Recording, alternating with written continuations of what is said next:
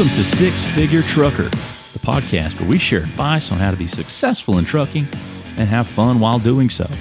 We'll share stories, news, and advice on how to earn six figures in trucking, and we'll speak to guys and gals that are already doing so. Let's get to the show.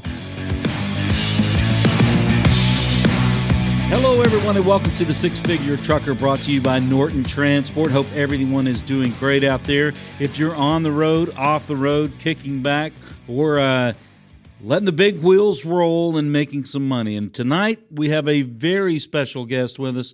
It's Benjamin Bernard, and Benjamin joins us now. Benjamin, we don't know where you are, but I do know that you just got off of a plane. That's correct. I just got off an airplane in Sarasota, Florida. So tell us, I mean, we know that you're a deck driver, but there's a lot more to Benjamin Bernard than just doing the deck driving. Tell us what you're doing in Sarasota. Currently transporting equipment to aid in the hurricane relief for Hurricane Ian. I was contracted through another company to fill up generators and do some hazmat work down in the Fort Myers area, Punta Gorda area, just to keep the lights on. Gotcha. What does it look like down there? It's been a little while since Hurricane Ian hit, but you've got a boots on the ground, firsthand look. What's it like? Oh, when we first got down here, there's a lot of roads closed, and a lot of destruction, trees tipped over everywhere, and we didn't really get to see a whole lot right off the get-go. Right. But when we start driving around and seeing different things, like down towards Fort Myers Beach, the whole beachfront was pretty devastated. Boats on top of houses, just out in the middle of the road. It's been interesting, but definitely not a good situation. Yeah, what's that like to see firsthand? Well, it's not a great thing to see firsthand, I guess. Total devastation. Right. I guess, is that some sort of motivation for you to do what you have to do as far as getting the equipment delivered and picked up? Yeah, because put yourself in like everyone else's shoes down here that just lost everything, or the majority of what they have.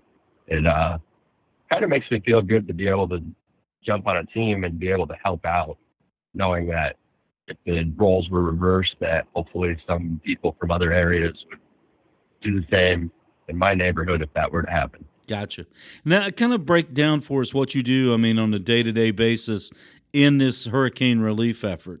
Well, we would be getting dispatched to basically clients that have purchased fuel to keep their generators running while they're drying out places and rejoin structures, like people that need lights or dehydration units or drying everything out. We also fueled up thousands of bucket trucks and tree cutting down trucks. Like one of the main companies that I saw down here was Aswan, basically assisting out FPL, Florida Power and Light. Gotcha. How did you come across this gig? I mean, was it something you sought out, or did somebody reach out to you? I grew up in state New York, and we are pretty good at driving in all the horrible conditions, snow and ice.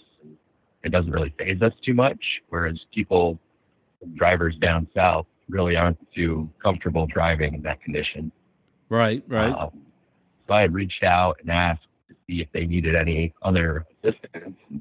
Sure enough, they're like, yeah, come on down. How long will you be down in the southwest part of Florida there? I'm not exactly sure. I've been down here for like 2.5 weeks now.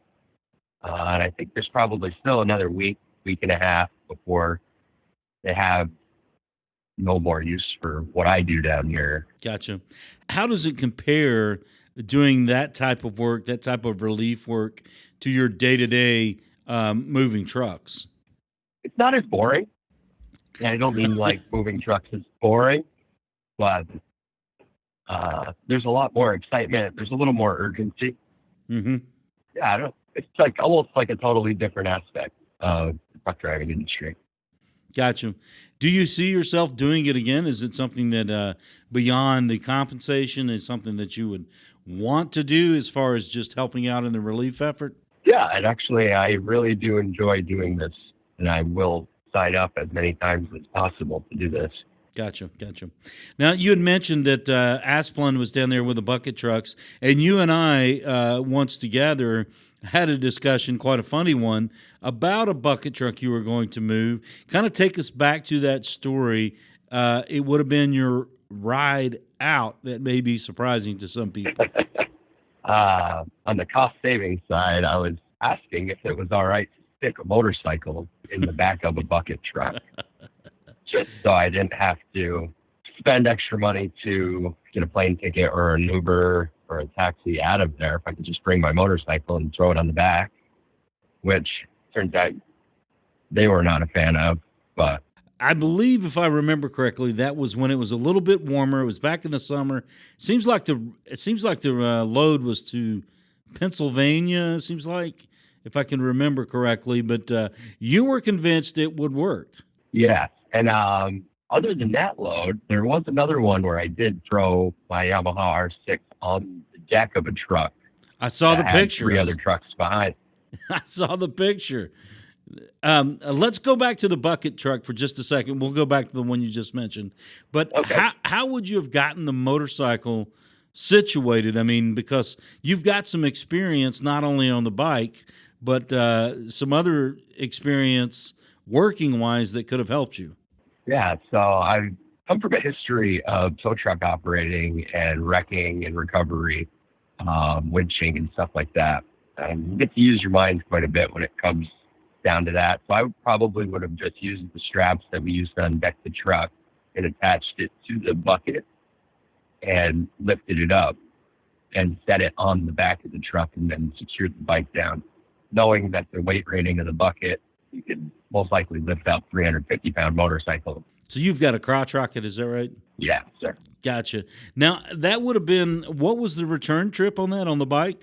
That would have been 8.5 hours, 9 hours on a crotch rocket. Gotcha. How long have you ridden that? I mean, what's the longest junket you've taken on that bike? That one I had just recently got. I've had it for maybe a year, and we hadn't really been on too many long rides with it. So I'd say maybe a 2.5 hour ride was the most that I had been on that bike in one sitting. But it's worth the cost savings to do it. I mean, obviously you've done it as your way out. Correct. Instead of like out of Pennsylvania, I don't normally have good luck getting out of there Right. for under $700. So even renting a car, you're looking at $300 to $400. They don't generally like to do one-way trips. So I think it cost me about $60 to get home on the crotch rocket. That's quite a cost savings there. Now, the one that you sent us the picture of, give us the breakdown on where you picked up, where you dropped off, and where you took off on 2 wheels. So I picked up in Champlain, New York, and drove to Plattsburgh, New York, where I live, where I'd already set up a way to get the bike on the deck of the truck on a little platform made out of 2x4s. And then I had secured the bike there. And I drove, just made all the deliveries down throughout Pennsylvania. And I don't remember the town. This was a typical deck load that you had? Yeah, typical deck load. I think there's 4 trucks altogether. 4 trucks and a bike. 4 trucks and a bike. And it was kind of amusing when I got to the stops. Everybody was looking at me funny, and they said that in 25 years, they had never seen anybody throw a motorcycle on the deck of a truck like that, let alone to drive it 8 to 9 hours home. Definitely an original. And how you said it was an 8 to 9 hour ride back? Yep. What were the weather conditions like?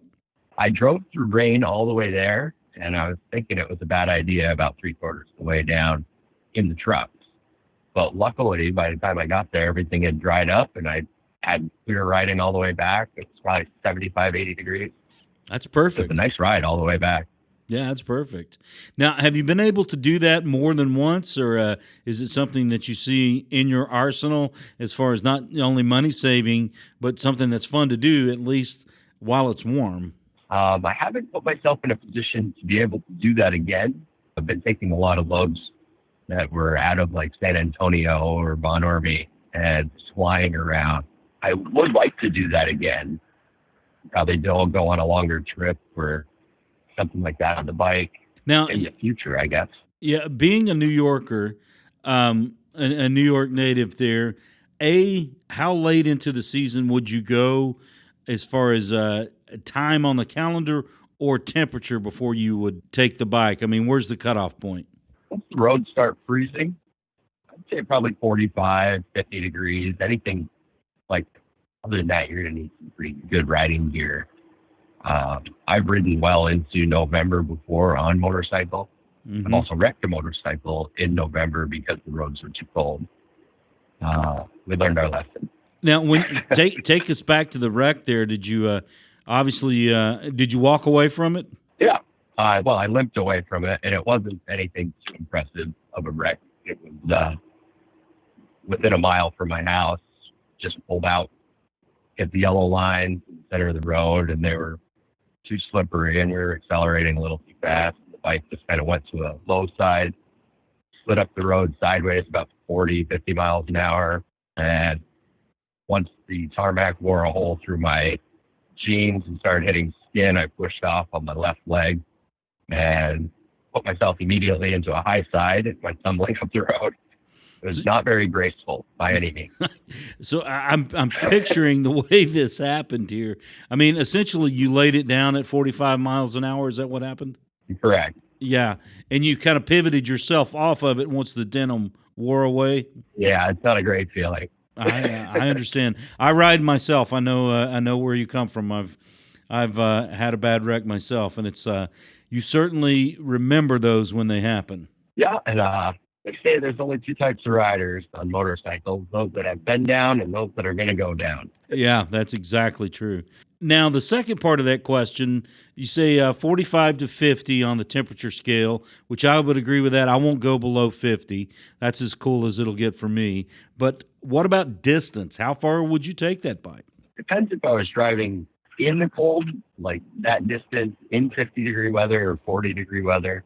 It depends if I really needed to ride the motorcycle that far. Or if I was driving into a warmer area, say I was leaving New York and headed down, to a southern area, I would probably push it a little bit further. But if I was just riding around town or like local areas, I don't think I would be out riding in the cold for very much longer than an hour or so. I got you. I understand. Trust me, I understand. But let's say theoretically it's late spring. You're picking up in Pennsylvania and you're going to Tampa. Would you put the bike on? Would you ride it all the way back to New York? Yeah, I absolutely would. It probably would have if I got back. Yeah, but I could imagine. I think that would be a lot of fun. Well, you'd save a lot of money on fuel and other expenses, and could have a good time. That's just it. While you're down there, you might as well take a day and just go cruise around Florida. Yeah, exactly. Well, maybe that's in your future. Is that something that you've kind of marked onto the calendar, or something you want to do? I guess it would be next year, probably at this time in the calendar. Right. I'm actually looking to buy a new motorcycle somewhere down south. So there is a chance that I might just end up doing it sooner than that, buying one down here and just riding it back. I gotcha. Just take it back with you. Now, are you looking at a cruiser, a crotch rocket? What are you looking for? 600 cc. I'm a taller individual, so I kind of look like Donkey Kong on the 600 cc bike. Right. So I'm looking for kind of like a 1000 RR CBR, a little bit newer than what I have, something that's got a little bit more power, and some of the more user-friendly amenities. I gotcha. What for you on that type of bike? What do you look for in amenities? Something like a steering stabilizer. The one I currently have right now doesn't have the ABS braking or higher end shocks on it for a smoother ride. So you're looking at something that could give you a little, as you said, a smoother ride for a longer ride, if you're able to deploy it on some transports. Correct. Gotcha.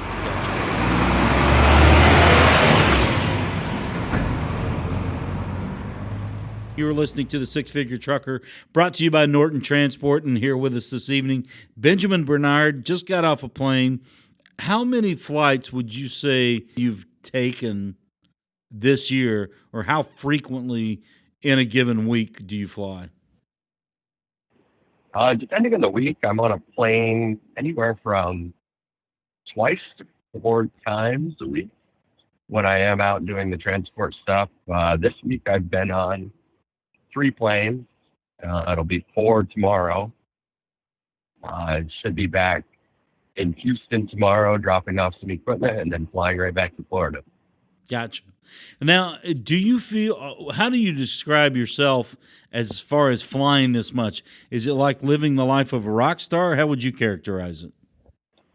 It depends on which seat I am on the plane. Do tell. If I'm in the middle seat, then not so much a rock star.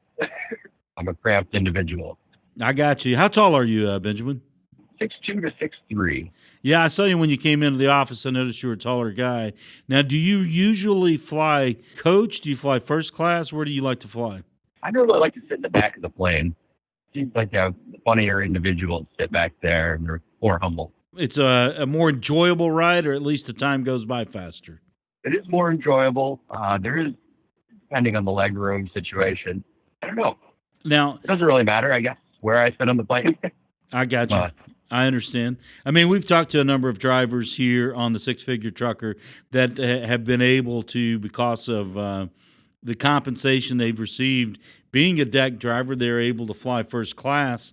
I'm sure that's something you could swing. Is it a priority for you or not necessarily? Oh, we're all going to the same place. I don't necessarily have to sit in first class. It's not like it was, there's real big kickbacks to first class these days compared to what it was, I don't know, 15 years ago. Right, exactly. I understand what you're saying. So if you're going to spend an extra $130 just to get off the plane 10 minutes earlier, it doesn't really seem worth it on the cost side.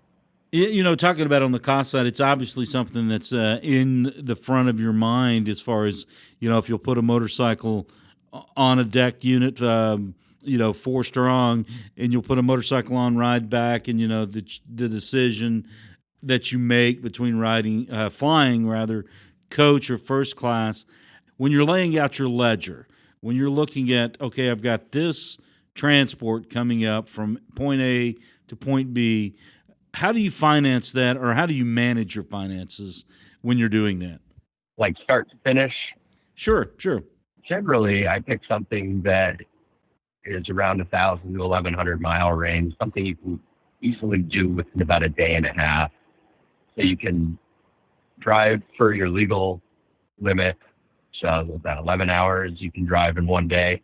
Right. That'll get you somewhere around 700 miles, 600, 700 miles of that. And then you have an easy day the second half. And then you can generally get the truck unloaded or put yourself in a better position to be done within a day to, 2 days to 3 days. Gotcha. And then if you're not like stressed out about it. And generally once they give you the fuel surcharge right up front, I use that just solely for what it is. We always keep money at the bank to supply the rest of the trip, so we're not paycheck to paycheck. Gotcha. Now, living in where you do in New York, upstate West New York, is that right, where Plattsburgh is? As far northeast as you can get, basically. Gotcha. Does that have any impact on the loads you take, or I guess on the backside of it may, or are you wide open to anything? I'm pretty much open for anything as long as the location is somewhere. I try to pick places that I want to go. Right. And then see what else I can join onto it. Like see if I can put myself near another load that's going to be beneficial, and then I'll jump on 2 or 3, sometimes 4 within a 2-week span, and just go from there. Now, sometimes I'll luck out and I'll have the availability to pick one up right in Champlain, New York, that's headed south. A single connecting load, or it'll be like a deck set headed down. Anyway, I think I took one all the way out to Denver one time from New York, but it makes it so you can make money on the way down and not just fly down to make money. You can make money all the way around. I got you doing it on coming and going. Talk a little bit about you had mentioned there some of the places you want to go. Now, is this places you want to go for the scenery or for the economy? Sometimes it's for the culture, like just I don't know. I wanted to go down to Miami this year. I ended up finding kind of trucks going down there, so I jumped on that. Went down, got to see because I'd never been to Miami. What'd you do when you got there? Oh, we unpacked some trucks and then went and found a restaurant, had some food, walked around, just kind of checked the area out. Nothing too crazy. Gotcha. Now, did you hit some Cuban food? What kind of food did you dig into? We jumped right into seafood. I would love to tell you the name of the restaurant, but I don't remember. It was not a chain restaurant. I'm sure the seafood was outstanding. It was phenomenal. Now, how long have you been doing the Driveaway thing? Just under a year, I've been doing the Driveway thing. We just got started into it, and we're looking to probably continue doing this for quite a while. Now, what did you do before you moved into Driveaway? How did you get to Driveaway, and what factors led to your decision to move into Driveaway? So I used to haul fuel, and due to the restrictions of crossing the Canadian border, I ended up removing myself from the company that I was hauling fuel for and helped my buddy out with a heavy wrecking company. And we were undecking trucks for you guys. Okay. And just talking with the drivers and drivers that work for the company and other companies was telling me about how they liked the availability and how lenient it was. I kind of make your own schedule. And basically, if you want to make money, the possibilities are endless. It's up to you. Which the more you work, the more money. And that was going to lead me to my next question. We've talked to a number of drivers here on the Six Figure Trucker who echo what you're saying about the flexibility and the potential for a nice income. I'm sure that's attractive on both ends. It is. Not like being forced to get up and going to work every day at a set time. And you can kind of just build your life around it. Now, talk about that as far as building your life around it. Kind of give us a glimpse into the life of Benjamin Bernard. Are you a single man, family man? Where are you in that stance, and how does this profession kind of intermingle with those? I am a single individual. It doesn't really affect me all that much to just take off for 2 weeks. Like, they don't have the obligation that like a married person would have, or right. They don't have kids. So I was going to say, I would think it makes it easier in that regard. It does make it a lot easier in my situation. Yeah, I guess not really all that challenging. Now, I would like eventually to not be a single individual, but I gotcha. Now, how young are you right now? How young are you at these days? I'm currently 35 years old. 35. Well, there's plenty of time left there. Now, how many in a given month? How many days are you on the road, and how many would you like to be on the road, or do you have it right where you want it to be? So currently, I work for about 10 days to 2 weeks on, and then I take about 2 weeks off. And I go home, and I do various different things when I'm at home. I'm remodeling my house, and I also do welding. I'm building a little welding business. I think you had told me that when you stopped in here at the office here at Norton Transport that you were working on that. What type of the welding business? Is it connected to the trucking industry or not necessarily so? Essentially, it's like just fixing like tractor buckets so far and like equipment of that nature. But I want to get into building custom pieces and parts for tractor trailers, for pickup trucks and stuff like that, like side by side. I got you. Have you been welding yourself for some time? Been playing with welding for probably about 15 years. Are we talking about MIG welding, TIG welding?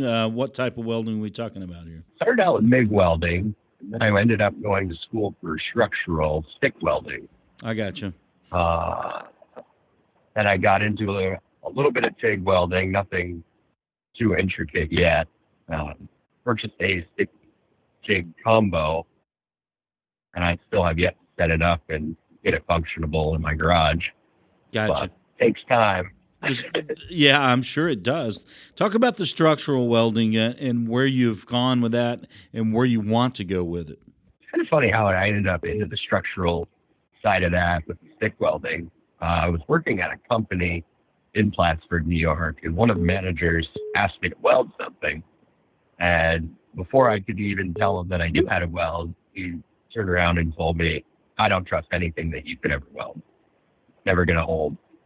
So I was like, wow, that was kind of a jerk thing to say. Right. So most of my work is pretty good. And I ended up signing myself up as an adult student for vocational school for welding and getting all the certifications that I could through that program. Gotcha. You know, we've talked to a couple of drivers here on the Six Figure Trucker, brought to you by Norton Transport, who do have some other side projects going. And I would suppose that it's the same for you as it is for others, that you're able to do that because of the flexibility and time that you have at your disposal. It's kind of one of those, you have money and time. And that is always the struggle. Either you have the time and you don't have the money, or you have the money and you don't have the time. Are you finding a nice marriage between the two now? Yeah. So that's like my schedule, working 2 weeks on, 2 weeks off. I'm having the availability to allot time to like playing welding or doing house projects and stuff like that. And I'm actually able to get things done, whereas I'm not too tired to do anything. I got you. Where does it stand right now as far as the welding adventure the venture that you're looking into with the welding? Is it up and running or in the grassroots phase? I have been doing some welding projects. I haven't really advertised a whole lot with it, but people will know that I do weld come up and they'll drop off projects to me. Like, oh, get to it when you get to it. Or if it's something that people only want me to do, then they'll just be like, hey, if you have like a day or so, you want to come down and shop or whatever location it's at, bring your welder down. We would really like you to do this. So it's a pretty good setup so far. Do you do all your welding on site at where your shop is, or do you go on the road and do some welding? It depends, depending on the size of the machinery or whatever it is they want me to work on. Like I rebuilt a Landall trailer deck on the backside. An excavator had gone through it. I did that right in my driveway. Just cut it all out. But something like you have to do in a bigger shop. I got you. On the weather and stuff like that. Well, we want to take the opportunity here on the Six Figure Trucker. You're listening to Benjamin Bernard, a man who rides his motorcycle off of a transport load, takes it back home. He's got a welding business on the side here. If you want to reach out there and kind of plug your welding business, there may be somebody out there who needs some things welded. Feel free to do so. Yeah. Currently, the name of the company is Bernard's Metalworks. It's located in Plattsburgh, New York. There is the Instagram page, bernardsmetalworks.com, or not .com, but just on Instagram, at Bernard's Metalworks. We do a bunch of cool things. Gotcha.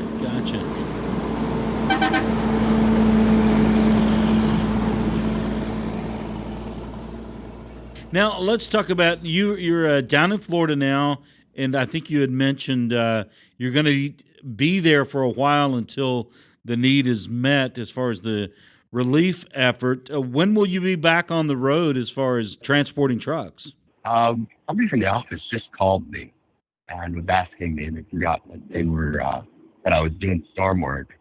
I think within the next couple of weeks, probably 2 to 3 weeks, I'll be back doing transport stuff. Gotcha. For Norton.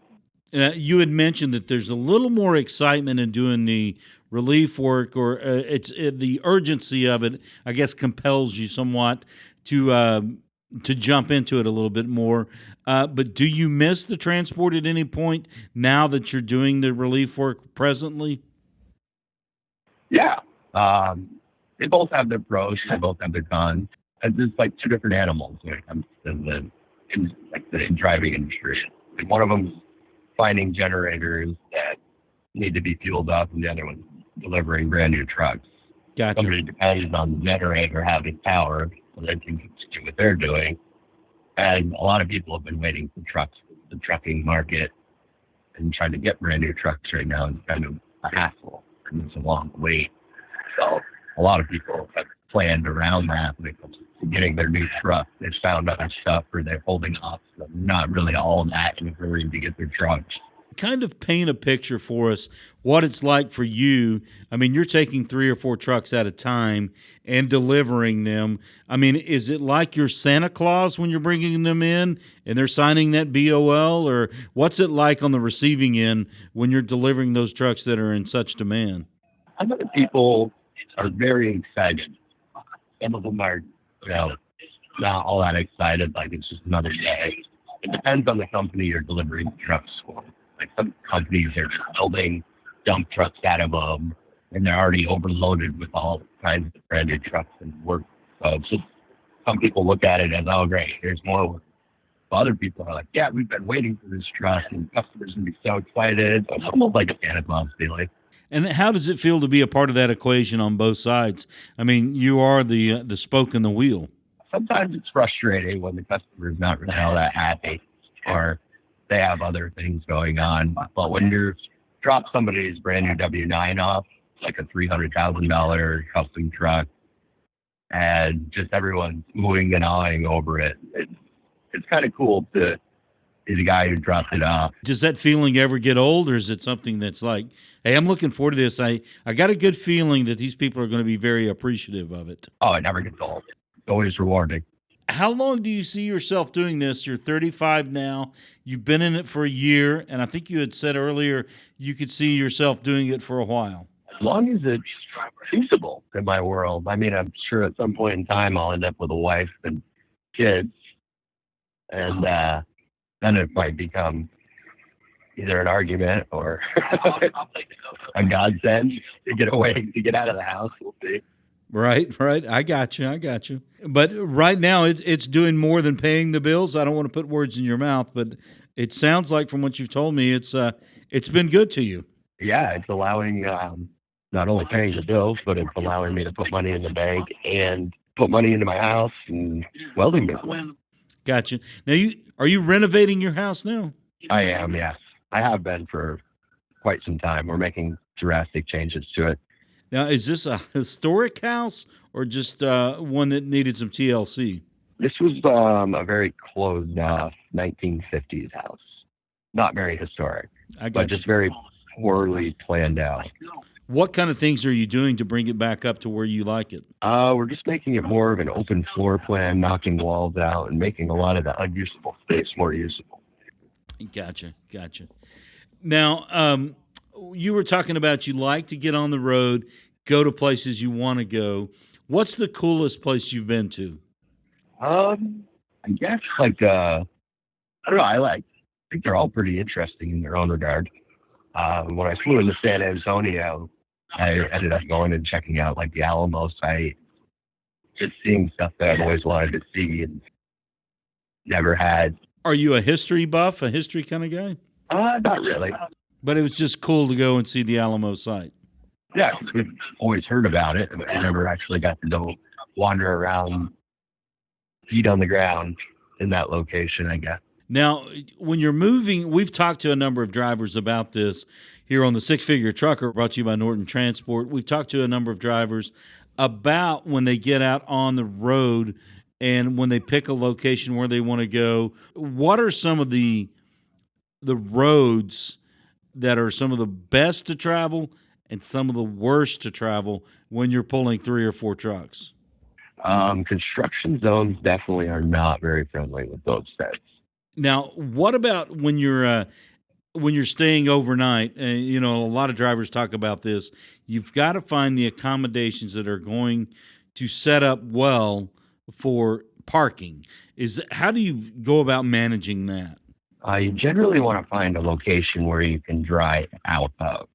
You're not really backing those sets up. So you just sometimes you got to get out and walk the area to see if there is something that you can drive in and turn around and drive out, it can be a pain to get in and out of places. I'm sure it is a pain in the ass. I mean, have you ever backed to set up? I'm sure you have. I know. I put myself in a position where I had to do that twice, and it was not the most fun thing I've ever done. I'm sure. But luckily, it worked out in my favor. Kind of walk us through the mechanics and the technique of backing up a set. What is it? Did you have 3 behind you or 2 behind you?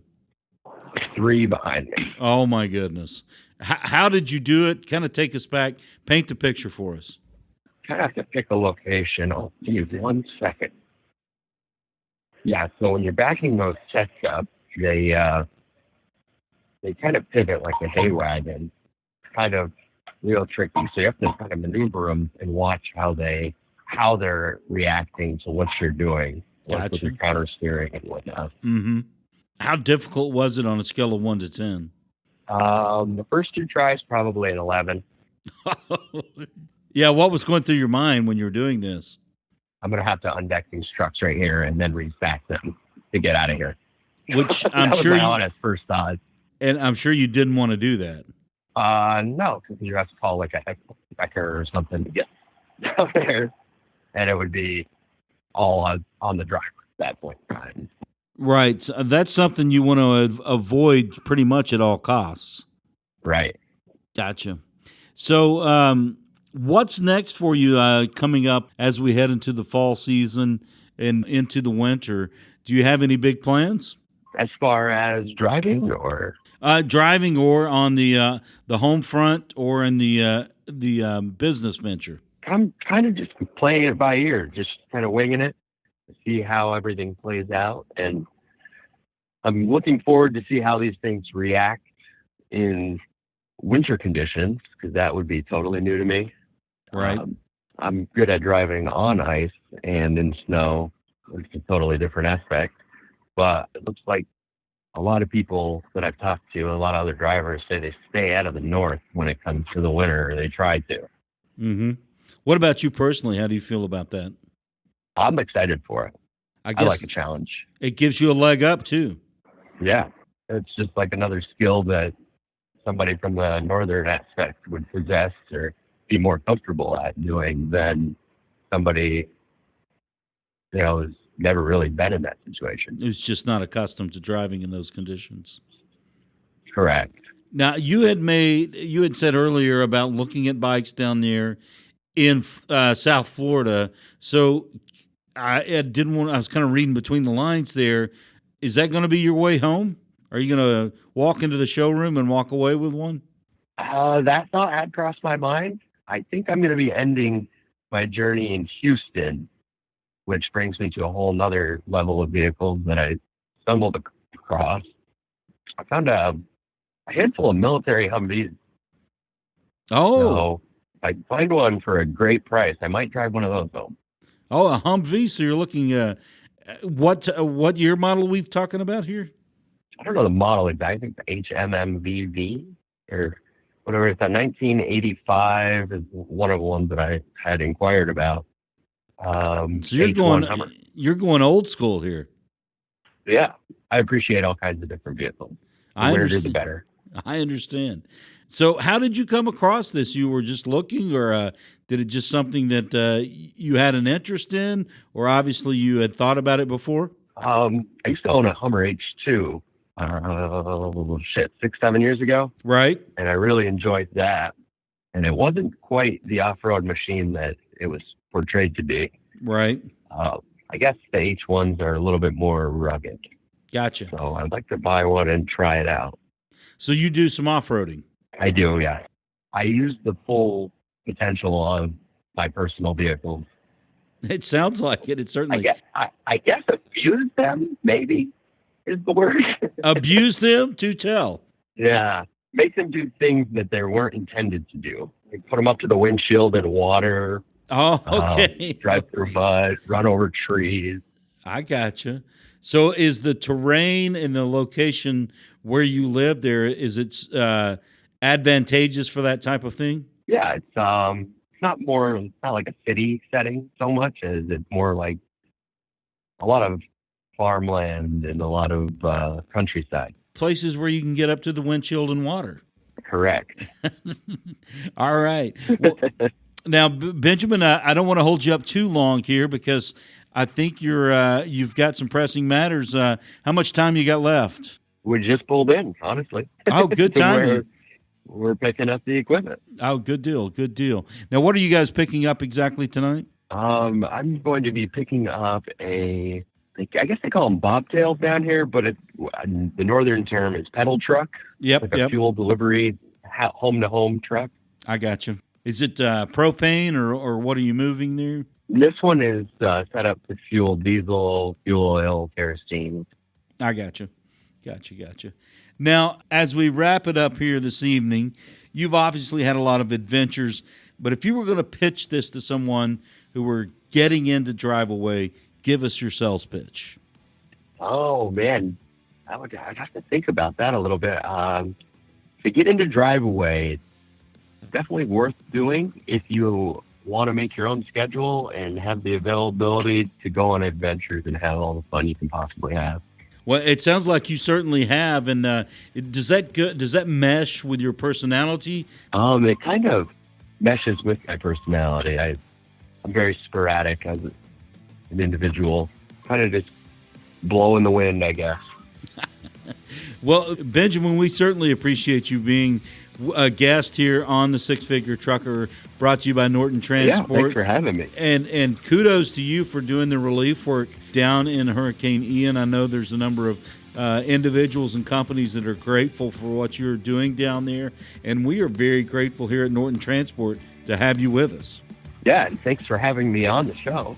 Hopefully I can get back on and chit-chat some more one of these days. Oh, we'll definitely have you on again after you ride into your next adventure. Yeah. All right. Hopefully it's a vacation. Absolutely. Benjamin, thank you so much for joining us. Be careful out there, and we'll see you on the road again soon. Absolutely. All right, take care.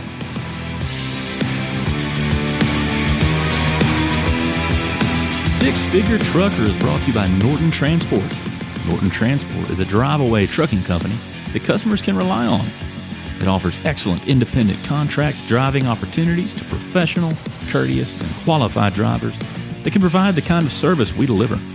If you're interested in learning more about Norton or just want to subscribe to the show, check out 6-figuretrucker.com. That's 6-figuretrucker.com.